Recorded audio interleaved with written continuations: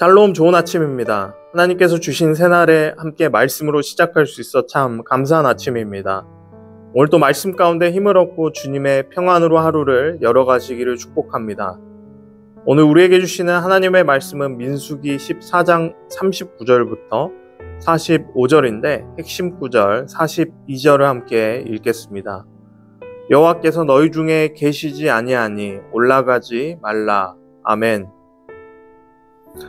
본문에서 이스라엘 백성은 하나님의 명령을 거역하고 가나안 땅 정탐 보고를 듣고는 두려움에 빠져 불순종합니다. 그러자 하나님께서 그들에게 진노하셔서 그 세대는 약속의 땅에 들어가지 못하리라는 심판을 내리십니다.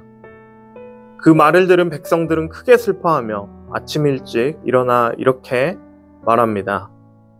우리가 올라가리라. 우리가 범죄하였으니 이제 올라가서 여호와께서 주신 땅에 들어가자.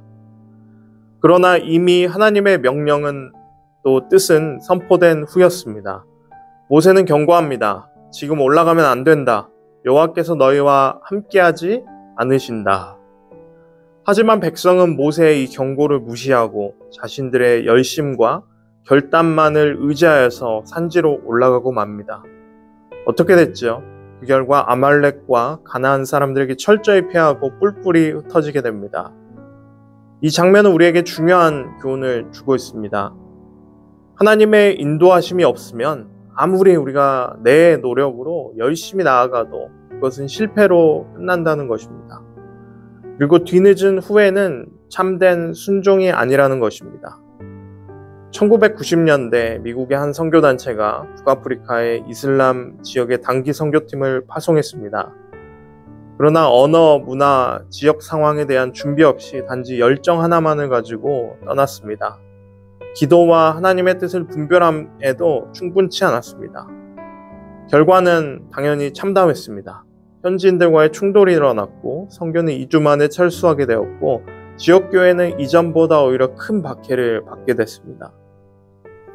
단체는 이후 회고문에서 이렇게 고백했습니다. 우리는 하나님의 뜻보다 우리의 열정을 앞세웠습니다. 이 사건은 그들에게 깊은 교훈이 되었고 이후에 선교 파송 전 반드시 충분한 기도와 공동체적인 분별을 거치도록 정책을 바꾸게 하였습니다. 사랑하는 성도 여러분, 때로 우리도 삶의 어떤 실수나 또 실패 앞에서 조급한 마음으로 지금이라도 뭔가 해야 하지 않을까 하는 충동을 느낍니다. 그러나 그때일수록 더 깊이 물어야 합니다. 지금 내가 나아가는 이 길에 정말 하나님이 함께하고 계신가? 라는 것입니다. 하나님의 임재가 없이는 우리의 열심도 내 노력도 계획도 회복도 모두 헛된 것이 될 수 있습니다. 늦은 순종은 참된 순종이 아닙니다. 조급한 회복 시도는 오히려 더 큰 상처를 남길 수 있습니다. 하나님은 우리의 완벽함이 아니라 그분의 인도하심에 대한 신뢰와 순종을 기뻐하십니다. 오늘 우리가 해야 할 일은 앞서 나가려는 열심을 잠시 내려놓고요. 다시 하나님의 뜻 앞에서 우리가 멈추어 서는 것입니다.